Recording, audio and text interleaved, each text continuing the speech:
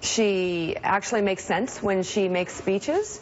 She's measured. She cares about the country. She's been serving for decades and saying a lot of the same things about what she thinks is important for this country for decades and fighting for people for decades. Those are the reasons her candidacy is impaired. Those are the reasons. There are no others. And we've been saying this along with many others for years.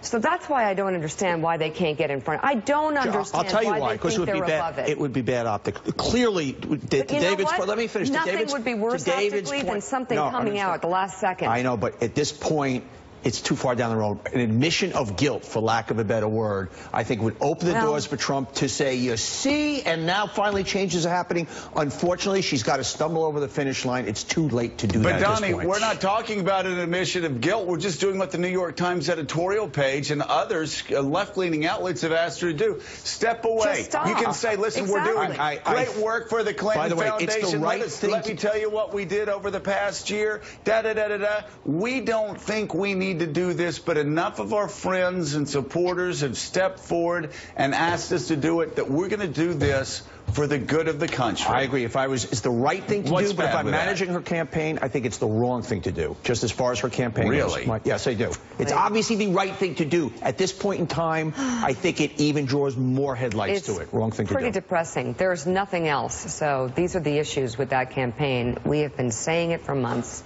Mike? I just think, you know, out there in the larger public, away from this table, away from TV, away from the media, very few people, I think, are interested in what goes on with the Clinton global stuff and everything like that. But I disagree with you, Donnie. I think if they stepped up to the plate and said, look, there's been a lot of smoke around this, a lot of controversy around this. We understand it. We get it. We're going to bring in an independent person to run the thing, and we're out of it starting right now. I know.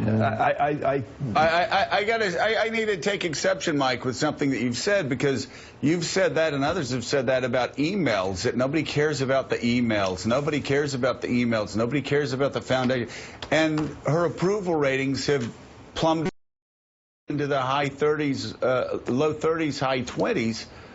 They may not know the specifics of it. It's just one more thing with them. No, but don't you think it is weighing? I think it's weighing her down, and you know, starting the campaign with a dramatic statement, and the campaign starts after Labor Day. You don't think that would make a big difference? No, I think it would make a difference, but I think the email, the home server, the foundation, I think it's all part of the baggage that the Clintons have lugged across the landscape of this country for 30 years. I don't think it's one specific thing. I think it's just an additional But you know what, thing. people, when they get out there in the ether in today's headline, it's 30 emails, Benghazi hidden.